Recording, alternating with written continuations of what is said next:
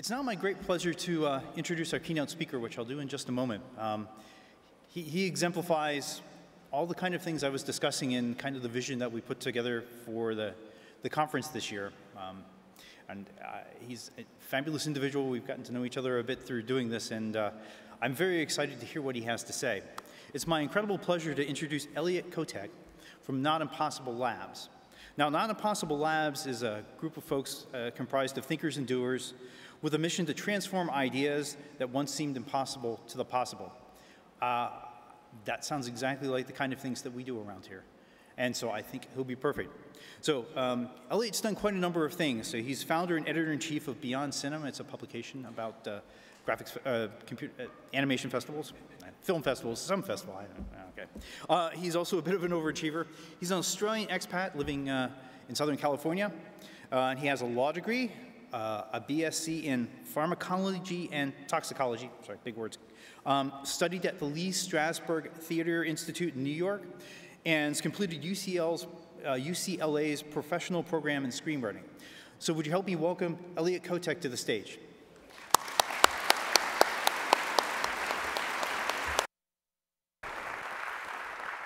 Thanks, Dave.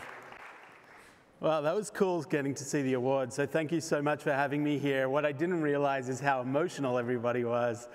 Tom, Scott, it was good to see them getting emotional up here and how much it means to everybody, especially when so many components of what everybody's talking about includes things like volunteering, and which is something that is really close to heart for us at Not Impossible.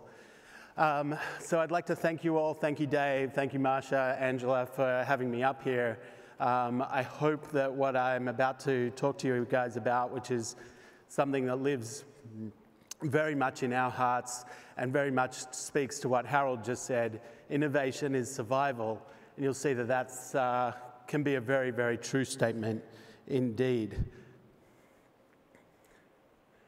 Not Impossible was a company that was founded back in 2009 as a foundation with one particular project. And over the course of the last 12 months, it's gone through this incredible expansion, given our most recent project. The founder, my partner in all of this, is a guy by the name of Mick Ebling. Here he is, looking very stoic. He's a big man. He's 6'6". He's a little intimidating at a computer graphics conference. They thought a warm and fuzzy Australian would be better suited to the task. In fact, if you put his name into Google, you get the guy who did the TED Talk, reading to his kids on the right-hand side of the third row. But generally kind of big guy. He's our action hero. Whereas if you put my last name into Google and press Google Images, you get this. Something much more inclined to what Dave Schreiner was talking about a little earlier, and that is a fact. If you put my last name into Google, you will get that. So a little bit about who am I, and this is not so much a case of chest beating or anything. This is more to say, a year ago I could have been any of you. I could have been sitting there, could have been watching whoever it was presenting the keynote. It's just that the course of events over the last 12 months for us has been pretty incredible. But I have a science degree, pretty technically inclined. I have a law degree as well, because I didn't know what to do with my science degree, and I started helping people with that and doing some biotechnology stuff.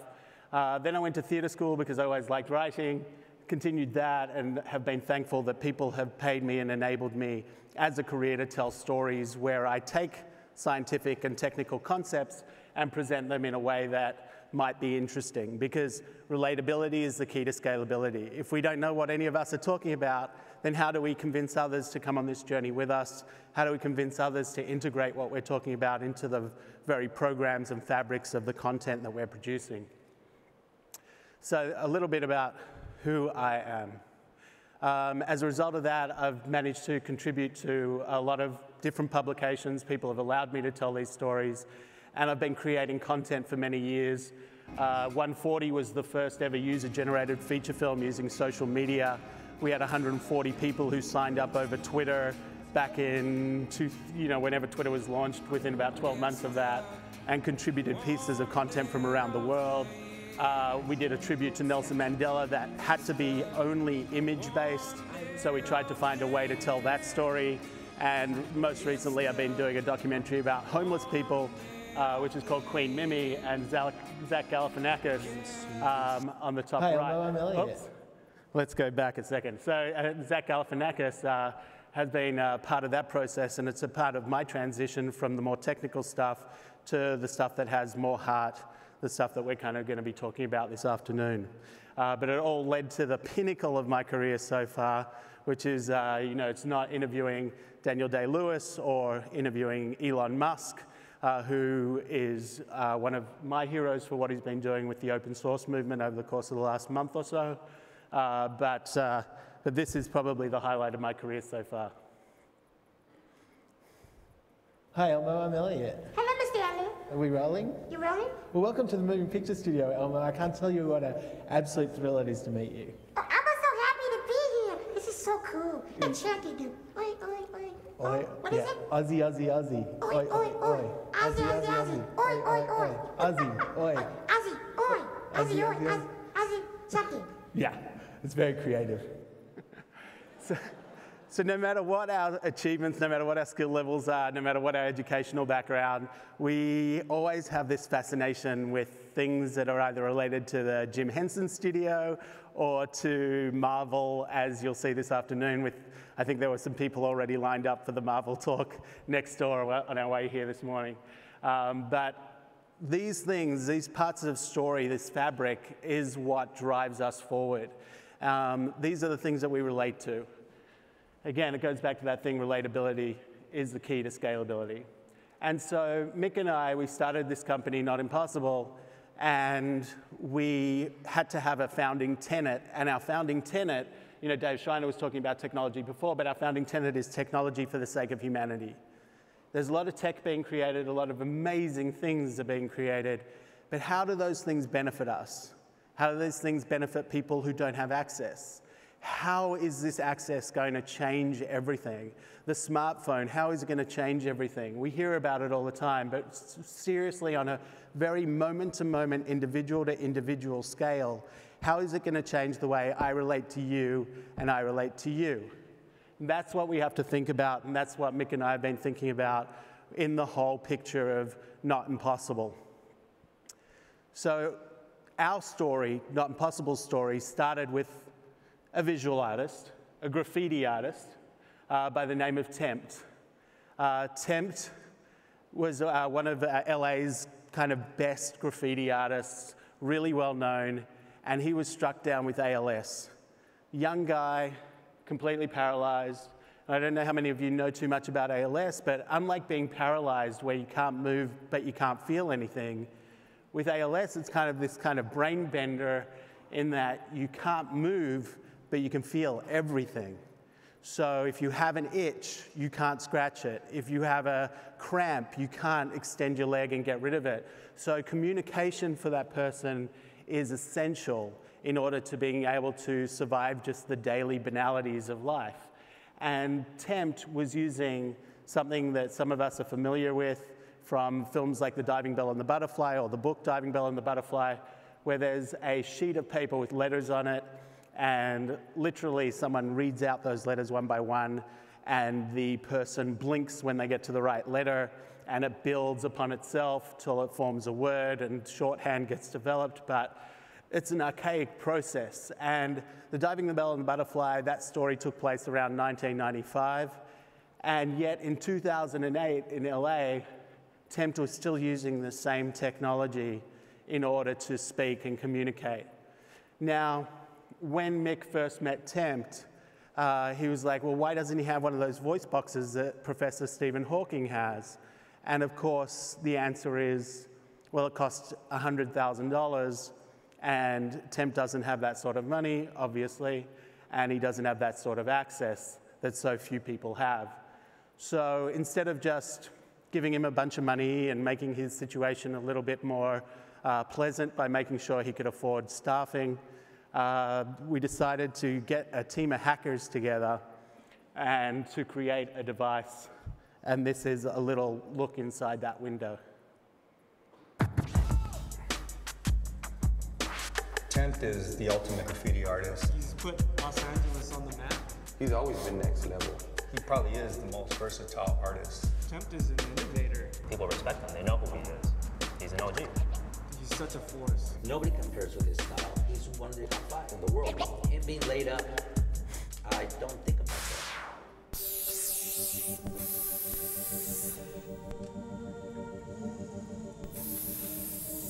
When you get diagnosed with ALS, it's a traumatizing experience because you're told you have only so long to live and you will spend your time completely trapped inside a body that doesn't move anymore. I hate seeing him like that. There's so many times where he could have just slipped away, but he's sticking it in there. It's all about that one phone call that I almost did not pick up. Evelyn was on the other end. I had to be involved with Tempt and just helping him. I had no idea how I was going to come through on what I committed to.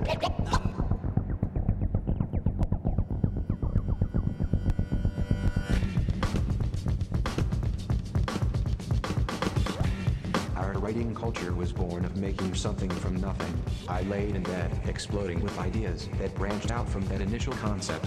That's when I knew I wasn't done yet.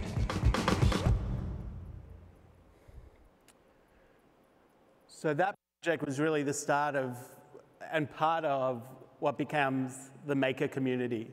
Makers and hackers getting together to do something using some simple tools. In this case, it was a cheap pair of glasses from the Venice Beach Boardwalk, a little bit of circuitry, some infrared, IR, LED, and a PlayStation camera that got hacked to put on the front of that. So that device cost about $250 at the time.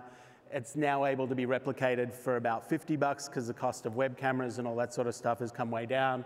And it gave Tempt a tool to be able to create and communicate. From lying in his bed, completely paralyzed, he could draw using just his eyes. So imagine his pupils are the tip of the pencil, and when he blinks, it activates, like it clicks the mouse essentially. It puts the pencil down. As he moves his eye, it then draws a letter. And as he blinks again, it lifts the pencil up. He can move it over and do another letter, do another word. And so from his hospital bed, he was able to, they hooked it up to a projector, and they put a wireless projector in the parking lot outside his hospital and shone it on the building opposite him. So from his hospital bed, he was able to lie there completely paralyzed, draw using just his eye movements, and have virtual graffiti be projected on the building outside his hospital room. So pretty amazing for an artist. And he wrote this note to Not Impossible saying it was the first time he's drawn anything for 7 years. He'd felt like he'd been held underwater, and this was the first time that someone had been able to like lift him up out of that so he could take a breath. They're kind of powerful words for us and the start of what became Not Impossible. That wasn't meant to do anything. It wasn't meant to go anywhere other than to help Tempt. And yet, quote unquote, the next day, what ends up happening is that Time magazine recognizes the Eyewriter as one of the 50 best inventions of the year. It's on permanent collection at MoMA. There's a TED Talk that's had close to 1 million views. Gizmodo recognized it as an innovation that transformed life. And basically a mentality in us was born that, holy crap, by pulling together these people that have some technical savvy, things can actually happen. Tech doesn't need to just be for tech. Tech can actually help people. As an extension of that, what we know about ALS is that it continues to break a person down, and his ability to blink and hold that blink is different from our normal blinking during the day. It's called fast blinking. If you intentionally blink, that's an active muscle that eventually also gets worn down as a result of ALS. So we had to come up with a new device, and so we pulled volunteers in, some really great minds, neuroscientist, MIT, who now works at Cornell Med, a guy who was an entrepreneur in residence at IDEO, a guy who works at, he's an engineer at a car company here in Canada, and an advertising executive who wanted to be the project manager. And they all got together in Google Hangouts, and we all sat around these Google Hangouts as they moved this project forward to try and come up with a system that would replace this blink mechanism with something that was operated just by EEG brainwaves that enabled Tempt to think to turn on or click the mouse to put the pencil up and down rather than blink. So it had to move from blink to think. and the device called the Brainwriter was launched about 4 weeks ago now in the UK. And here's a little bit about that from the people who helped build that. Again, all volunteers. We're building the Brainwriter as the follow-up to the Eyewriter for Tempt. His condition has progressed and he needs another way to be able to draw and to communicate. The only thing that he has that is intact is his ability to think. And you have to tap into that, into the best of their abilities and try to bring it out as best as you can. And that's all you can do, is get to know them, find out what it is they need, and find out what it is they have, and match that with the technology that caters specifically to that ability and brings it out so that they have the ability to do what they love and enjoy the things that all the rest of us take for granted.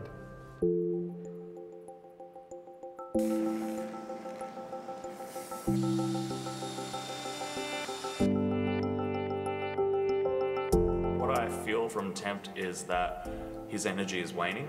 What I'm hoping to do with the Brainwriter is prop up that waning energy with technology. It's easier, it will allow you to communicate with less effort. And I feel that that is what he really needs, because my impression of Tempt is that he's willing to do anything to get his voice out there, to make his story heard, to help more people. And he's got such a powerful voice and such an amazing story to tell that if we can just use this technology to really prop him up and get his story out there, we've done a service. So the Brainwriter is an open source assistive technology designed for people who can only communicate with their eyes. We're going to combine EEG, so brainwave reading, and eye tracking to help those people interact more efficiently. What's innovative about the Brainwriter is we have this insight from a person, and from that insight we now know what to solve for. If you want a snapshot of what the past 20 years of EEG research looks like, the past 20 years of trying to read the brain, you could look at something like this. So this is a $500 skull cap that will go over people's heads. You cover it with gel. This long cable will then plug into a $2,000 amplifier, and then that'll plug into a computer that is running $2,000 software. Contrast it with this. So this is the OpenBCI first generation headset. This is 100% customizable. You can place the sensors wherever you need it. So you have the expensive system that used to exist in the lab, and this is designed from the ground up, can do effectively the same thing, and $500 versus $3.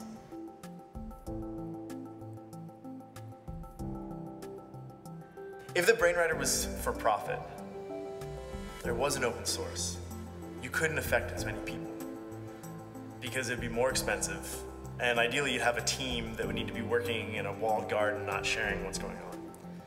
So the only way the Brainwriter is going to be useful is if it can get it to as many people as possible, and the only way that's going to do is if you can do it cheaply, and the cheapest way to do it is open source.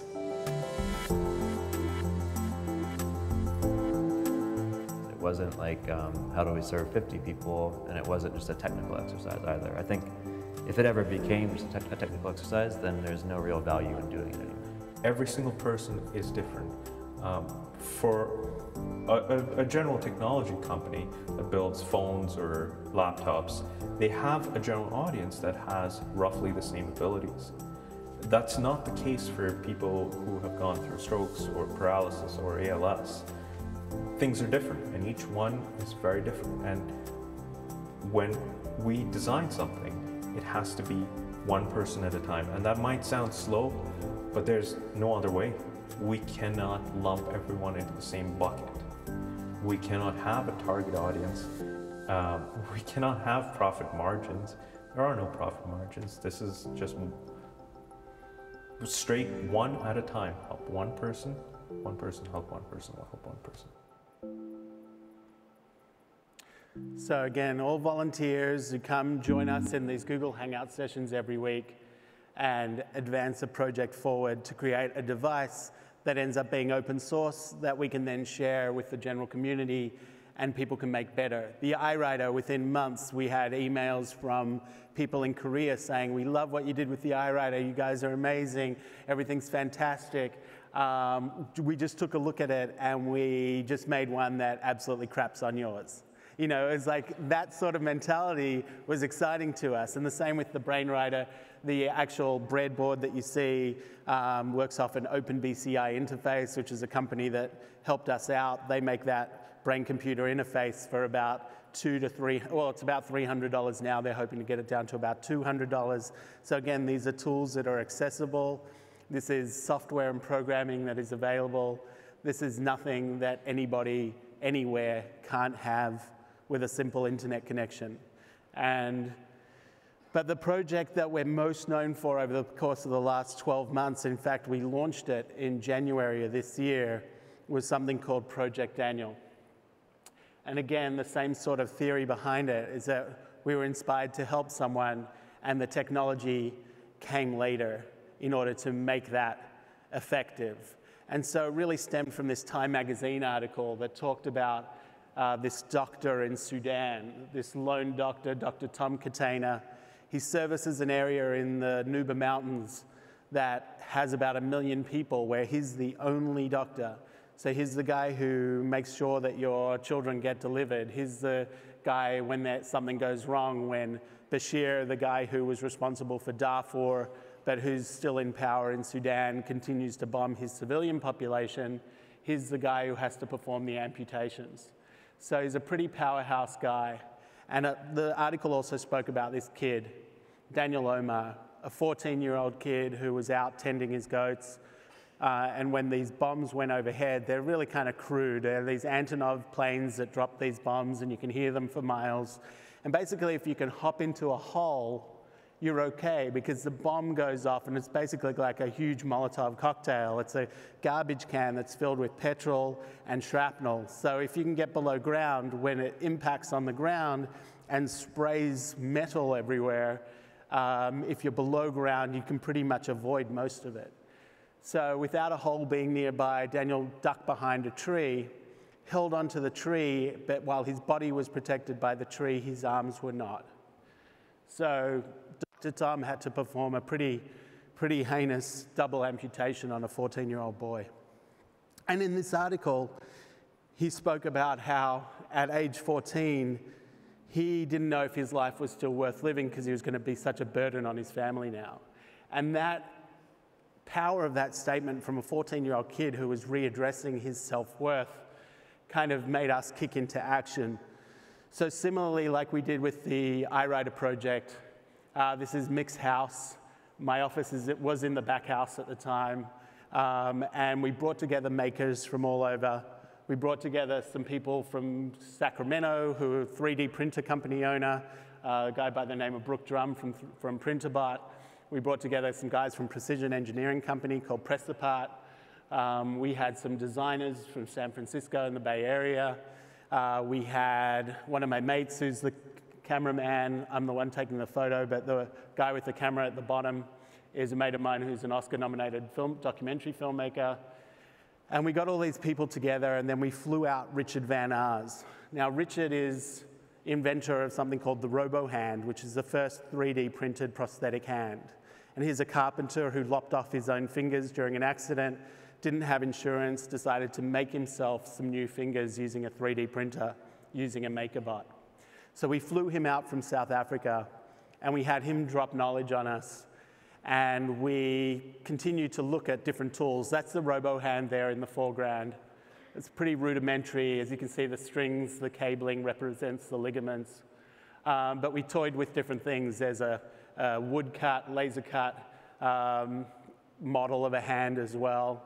We're trying to work out what's the best technology here. Is it taking pre-cut, laser cut pieces? Is it taking a printer? What's going to be the best situation for a Daniel? We didn't even know that Daniel necessarily still existed. And then during this weekend, we did a Skype call with Dr. Tom in the Nuba Mountains, who has internet access, of course, even though he's got this solar-powered hospital in the middle of a war zone. He still has internet access. We jumped on Skype, and he told us that he'd located Daniel in a refugee camp. So we continued to continued to refine. There's Richard there. He's the carpenter who lopped off some of his own fingers and designed that RoboHand that he's holding there. And so we sent a team of people sent a team of 4 people, that's Mick there, and Mick went to Richard's house in South Africa to get the Mr. Miyagi lowdown, spent 6 days with him learning how to put together this device. Again, people with no medical training, just people with some savvy, some skills, maybe they belong in a Home Depot, you know, they've got some skills, but they're not necessarily medical people, and this is not invasive work. So our team landed in Juba, then traveled to Yida, which the UN calls one of the most challenging refugee camps in the world. And this is where Daniel was living at the time, and this is what happened.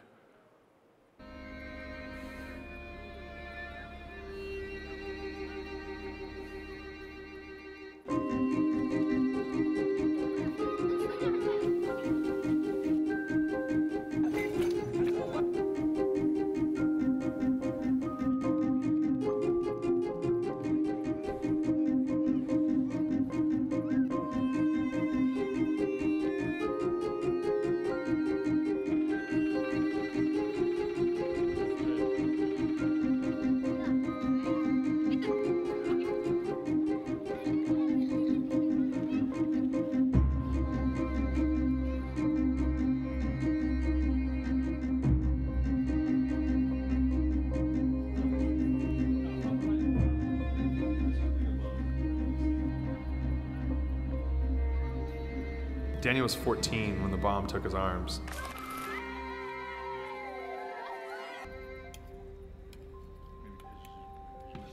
I read the article about him and had to help.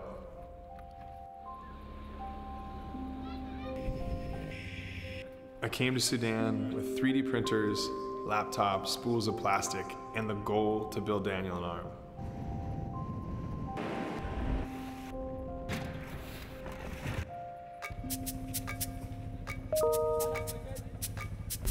You ready?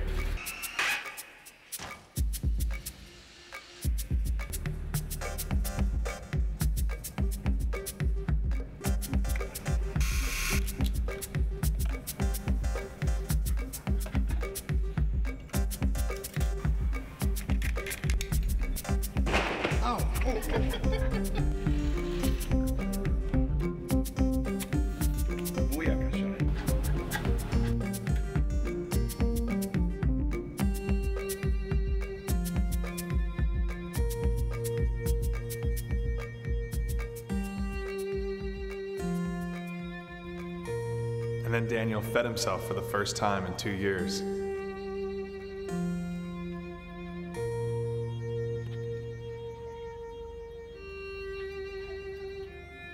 But it's never about just one person. You just double click. So this is the hand, 90 degrees.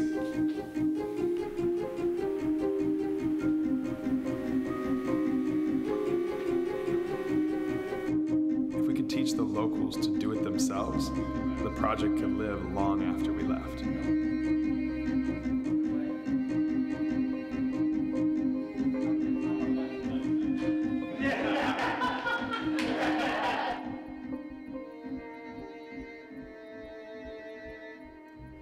And it did.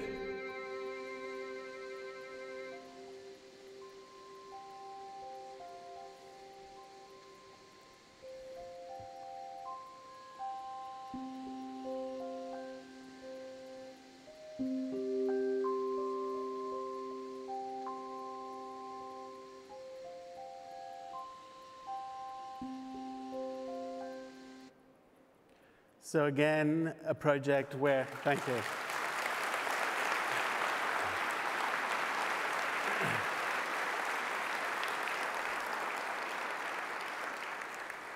So again, it's a project where Richard made that RoboHand file available open source. So anyone could download it anywhere in the world. Anyone with access to a 3D printer could make it. And anyone who was able to read through the instructions or get a hold of someone with some physical therapy kind of know-how could put it together and utilize it. It's pretty amazing, pretty simple. And each one of those devices, each one of those hands, and I've got one here so you can come up and check it out after the chat. But each one of these hands costs about $100 in materials to build. Pretty rudimentary. The only piece that isn't 3D printed is this cone in the center, which is a medical grade orthoplastic. And that just means that that plastic is what goes on the skin, and so it's had to be breathable and wearable so that people could wear it without too much discomfort and too much, they would get some sores probably from the 3D printed plastics. So we've got this up here. This is the Daniel arm. And the most amazing thing to us was we would have considered the project a success if Daniel got an arm. But what we were really hoping for was to see whether this other group of Nubans, these men who have the equivalent of a 4th and 6th grade education, whether they could pick up tools like a 3D printer that many people that we live with on a daily basis have no idea about. They've heard about it now because it's been occupying so much media lately. But most people still have never seen one, and most people still can't really figure out how it works, going back and forth, building layer upon layer. But these people, many of whom do not have their own computers, they don't have their own laptops, suddenly had a laptop available to them, they had a 3D printer available to them, and within the space of 4 days, they were able to learn and replicate the building of these arms, and then to go ahead and make arms for other people within 4 days of the team leaving the Sudan. Those photos that came through, 2 of them came through between the time the team left the Nuba Mountains and arrived back in various parts of the US. So a pretty incredible acknowledgement from them that this is technology that doesn't have to remain in the hands of people who are tech savvy. This is technology that can benefit people all over the globe if we just give them the chance. So we launched that video clip that you just saw. We launched it at CES in Vegas in January, so not very long ago. And Time magazine the next day said it's hard to imagine any other device doing more to make the world a better place. And the fact that Time magazine came out with that statement the day after we premiered it led to a whole bunch of other press. And that press was super important for us, not because of what it gives us in a technological sense, but it really solidifies the purpose and the meaning of storytelling as a component to make sure and ensure that these devices and that this way of thinking can be propagated to the rest of the world. If every time we tell a story, we're bringing these messages into it, and you saw there was a thank you credit to Intel and Pressipart at the end of that clip. They came on board just before the trip happened, so everything was already paid for on credit cards. Intel finally came through and said, yes, we're going to be part of this and pay for the project. And that meant to us that we then don't need to charge for that product. We don't need to make our money back on sales and other things. We can continue to provide things open source. So by continuing to embrace the entertainment community, the branding community, all this sort of stuff, and they're all looking to get engaged with their consumers on a more personal level. Every time now that you talk about Tom's shoes, you wonder about the next generation, right? We're all happy to buy Tom's shoes, but Tom's shoes is not a non-profit. Red Cross is a non-profit. Do the same people who buy Tom's shoes contribute to the Red Cross? Probably not. It's just that we have a different way of thinking now about what we want and what we expect from the companies. We want our companies to be savvy. We want our companies to have some sort of corporate social responsibility platform. We want them to be giving back to their communities, but we don't need them to be a non-profit. We just want to know that they're doing good. And if we can help them do good by having them sponsor our project and be part of these awards and these media impressions and all that sort of stuff, and people get helped by creating open source devices as a result, then we're going to try and take that as far as we can. And thankfully this year we've had these incredible media impressions that show value to companies like Intel to continue to invest in these sorts of centers and these sorts of things. And when we talk to people about it, they're all like, well, talk to me about it. What can I do? And that's the best thing about this. This isn't doctors. This isn't people with large amounts of money. This isn't Microsoft. This isn't Bill Gates Foundation. This isn't the United Nations. This is one person buying a 3D printer, buying some plastic, learning how to put it together, and then doing that for one person and showing them how to do it. So it's that mentality where it's like, I can do this. I don't need anybody's permission. I don't need to be part of a large infrastructure. It is possible for me in my community, if I know someone who needs a little bit of help, whether it's a prosthetic limb or maybe they just can't walk and don't have crutches, maybe it's whatever it is within your community, who is your Daniel? Who is that person within your community who could use that little bit of help, who could use that little bit of computer programming to make shortcuts for them so that they don't have to go through all those steps in order to communicate with their loved ones? Who is your Daniel? Now, the benefit from all those media impressions is really being cemented right now. We crafted a white paper in the last couple of weeks. I actually sent it out last night. We've had inquiries from a couple of big companies, Intel included, who got such good press from Project Daniel. And they're now committing to us taking this project to other places. Now, the best thing about this is that we've realized that that one device is limited. So we're looking for other companies, other innovators, other open source makers, and we're looking at what they have, what files they have, what products they have, what cheaply made things they have, what rapid prototyping benefits they have. And we're putting these all into kits, essentially, and we're taking them to these places where we don't just give them the kits. We're not an aid company, but we implement this structure and we build these labs. And what we want to do is also train them how to use these machines so that they can come up with local solutions. There was a 3D printing lab set up in Haiti, and they made 3D printed umbilical cord clamps, which was something that they needed, but no one else knew that that's what they needed. But they designed that themselves using the skills that they newly learnt. So we want to take advantage of that spirit, and every time something gets designed in one place that's good for that place, include it in the kits. And a lot of times that's as easy as sharing a file. Everyone's connected. It's pretty incredible. So the goal is to have 15 sites by the end of the second anniversary of Daniel feeding himself, which is November 2015. So we're on track this year we'll do another 2 labs in November, and that will be the first extension of Project Daniel. We call it Global Labs. But it's all really about this, permissionless innovation. In terms of non-invasive work, where you're not performing surgeries, but if you're performing surgeries, we encourage you to have permission and be part of a larger organization or a hospital or an institution where there's higher learning. But in terms of this stuff where it's non-invasive help, we thoroughly believe in this movement towards permissionless innovation. We're all connected, right? It doesn't matter if we come out here. It's awesome that we all left our homes to come here. We all left our offices to come here. But this is rare, right? This level of connectivity face-to-face, this doesn't happen all too often. But the cool thing is that with our computers, with our internet access, with the open source software, with the 3D models and 3D scales that have all been built in to these search engines in places like Thingiverse and Thingify, and having all these files readily available, we can share this stuff readily. And it doesn't matter if we're an 8-year-old or a 12-year-old building a Braille printer out of Lego using Mindstorms, EV3, or whether we're highly educated professors at Princeton and Yale and Stanford and Berkeley, etc.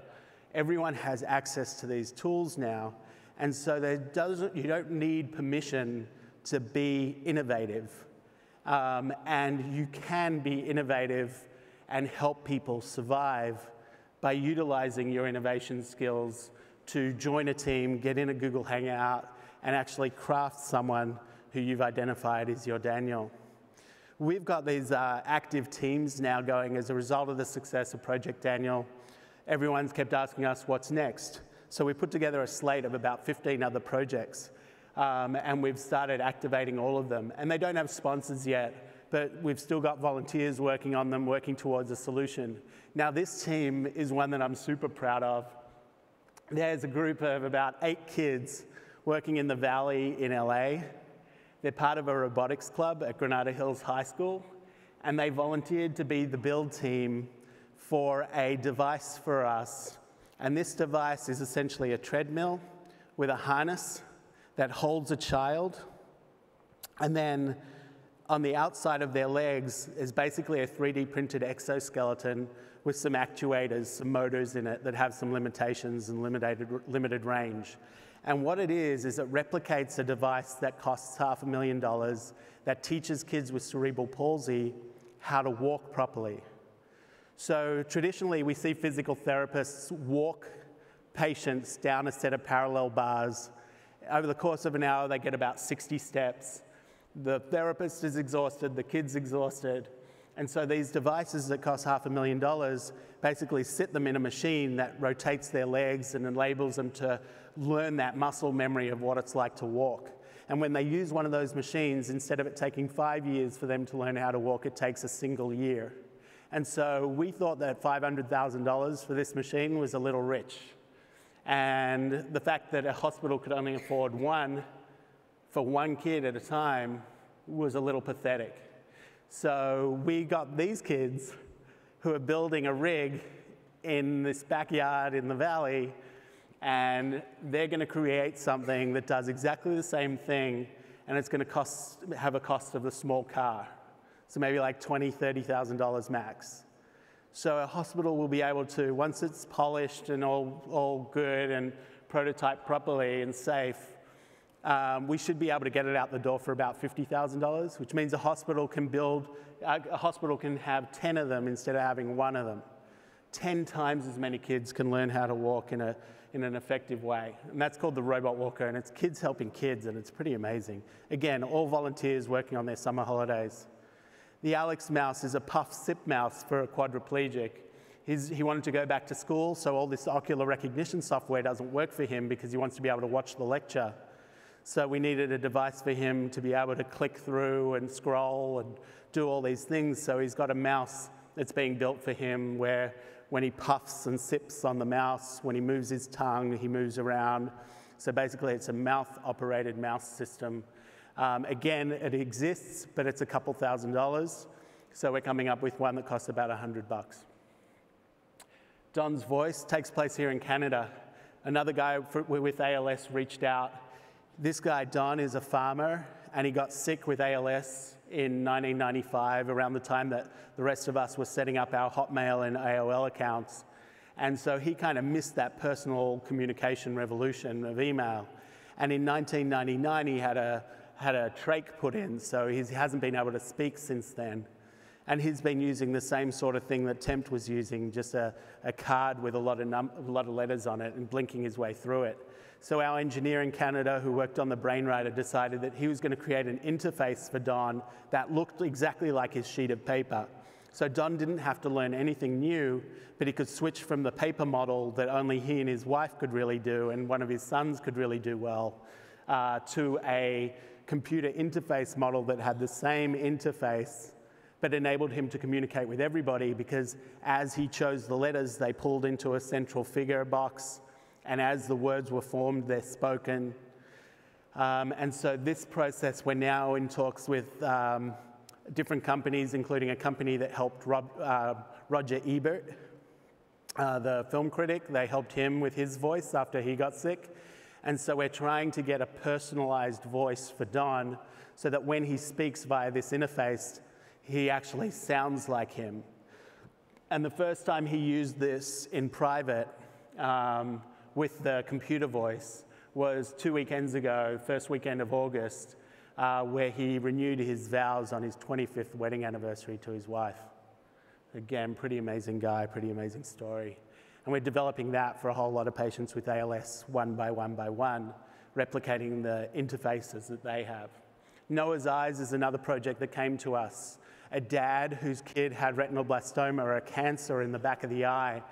It happens to kill about 5% of the kids that contract it here in the US, but in developing countries it kills 95% of kids. Because really all it is, it's a tumor on the back of the eye, right?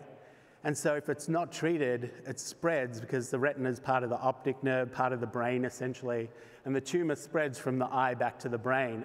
And in kids under 5 years old, who are having lots of photos taken of them as a small child, you can readily detect this if you're aware of it. And the way you do it is by taking a flash photo of your child. And if the flash comes back and instead of a red eye, you see white eye, It's a reflection of the tumor on the back of the eye. Now, if you don't know that, then you just think something's wrong with your camera or something's wrong with the reflection or the lighting in the room, then you let it go, and the kid might lose his vision, he might lose his eye, might lose his life. But if we can get phone companies and carriers and photo libraries and large-scale photo libraries like we were talking about earlier, if we can get them to integrate this software that are already recognizing red eye and just switch out the algorithm so that it also recognizes white eye and puts up an alert on your phone or on your system saying you might want to get this checked out, you can eradicate this completely for kids under 5. So for us, we didn't invent it. The dad of this child is he's an organic chemist down in Baylor University in Texas. And he came to us and said, look, I came up with an app for it, but you need to be aware of the disease to download the app and test for it. So I just need someone to create the awareness around it, and you guys seem to be pretty good at that right now. So we're trying to help him come up with some sort of deal with Google Picasso or Facebook or Instagram or all these other companies that have these huge libraries of images that can just on one particular day just go through with an algorithm and find this white eye. So this is what we're about, right? Help one, help many. We can all do it. It's all accessible. They're programs that we're writing, they're apps we're developing. We don't need to be part of a big university. We don't need to be part of a big company. It helps if we are, and it helps us get that voice out louder if we are. But if we just do one thing for one person, then either that piece of technology can be applied across the thousands of other people that it could help, or that one piece of technology or that one action of helping someone can inspire someone else to do the same. Help one, help many. That's our message, and you know, this is just where you can find us. We have a website now called Not Impossible Now, where we don't just share our own stories and our own projects, but also highlight the work of other people who are doing stuff that's super innovative, where they're using technology to actually help people. So obviously, if you can like us on Facebook at Not Impossible, then we can keep you kind of updated with all these projects.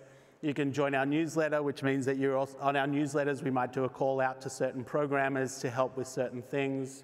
But help one, help many.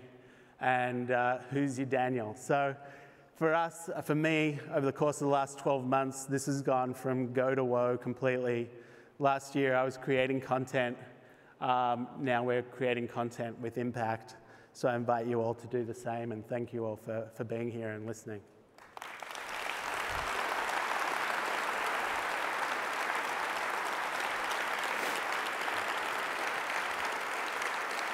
Thank you.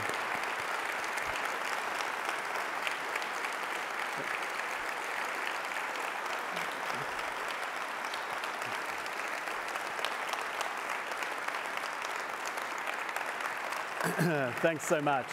I know that we've got a lot of innovators here and people who can do things. So feel free to reach out and let us know what your particular strengths are. If you know someone who needs help, but you want to find the other people to create a team around it, reach out and let us know. I know that there are a couple of mics out. If anybody has questions, I think we have a few minutes to take some questions as well. So feel free to shoot your hand out or come to one of these mics in the aisles.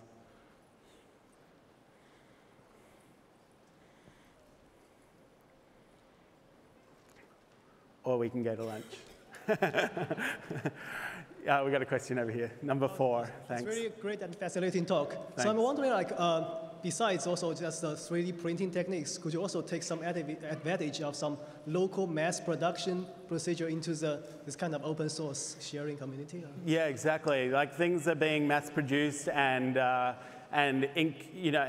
normally injection molded and things like that. We've been speaking to a company that helps correct club feet for children, and they've created a piece of plastic that costs basically $20, and we're trying to integrate that into our global labs as well to help eradicate club foot. And so it doesn't always need to be 3D printed. We just like anything that is accessible and available open source, anything that can be integrated. The idea is not necessarily to 3D print everything, but to have tools and things that people can use to learn from so that they can actually create their own solutions for things as well. Thanks. Down at number 1, yeah, hi. Hello, thank you for your talk. It's fascinating what you're able to be doing and looking into. Kind of 2 questions. You've done law, so the litigious implications of some of what you're doing. Yeah. And then the second question would be, trying to ignore that, the hold-up of like how do you reach out and inspire other people to be taking on these sorts of projects? I'll tackle the legal implications of what we do.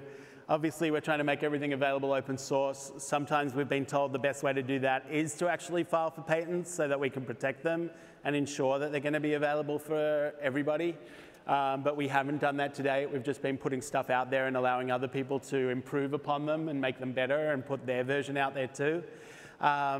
In terms of, let's say, this company that makes the $500,000 machine that helps kids learn how to walk, we have this kind of feeling that if they try and sue us to prevent us from making our $50,000 version that helps kids walk, and we have a soapbox that enables us to go out to Sanjay Gupta and Oprah Winfrey and a whole bunch of other people and say, hey, these guys decided it's a bad idea for us to have a device that helps kids walk that's 1/10 the cost of what they're doing. Well, that's kind of a PR battle that we're, in a weird way, kind of looking forward to. And what we hope to do is, like, if they decide to protect their own market by cutting their price to $80,000 or $100,000 on that same device that they already make, and that means that hospitals can buy more of them, we're happy for them to have that market and for us to move on to something else. We just want to be a little bit disruptive and a little bit cheeky in that regard. And yeah, it's a PR exercise that we're going to have to face at some stage. But how can you say, hey, we're a company that doesn't want more kids to walk? You know, that's kind of a losing battle. On how do we inspire other people to kind of get involved? It's part of the help one, help many philosophy, and part of that is also creating content. And it's the reason why having creative people be a part of it is so important. Because if you do the most amazing things in the world and no one finds out about them, then it's like it's kind of the old metaphor of a tree in a forest, right? Or the sound, you know, does anyone hear it? So the more we can create good content and hire people who are like, you know, Oscar-nominated filmmakers and really cool photographers who are usually working on big commercial projects and pull them over to tell these stories, then we can replace just the normal commercial fare that's out there with this stuff that has a bit more meaning and looks just as polished and reaches just as many people. And we try and steer clear of talking too much about the technical details of what we're doing when we put out our first pieces of information, because we want people to receive those and be inspired, and we want that not to be limited to the people in this room, but to be inclusive of our mums and dads who we all thank at the beginning of our speeches. Okay, thank you. Thank you. Yep, sorry, number 4. How does somebody like Daniel with only a stump control the strings that close the fingers? Yeah, you can come up and have a look, but really this was the beauty of this device, is that it's mechanical in a place that doesn't have a big source of electricity. So we had to steer clear of robotics. And this has some cabling that runs through the fingers, just like our ligaments. Just if you wiggle your hand, you see the same kind of strings going back through. So that piece of string, those cables, come onto the outside of your elbow, and your elbow acts as the fulcrum point, as the rock, as the anchor. And so as you bend your elbow, which he still has, the elbow pulls on these strings and closes the fingers. And it's as simple as that. It's just basic physics. It's just basic mechanics. Very cool. Well, thank you all again so much for being here, and I hope you can join us on some of our projects soon. Thank you.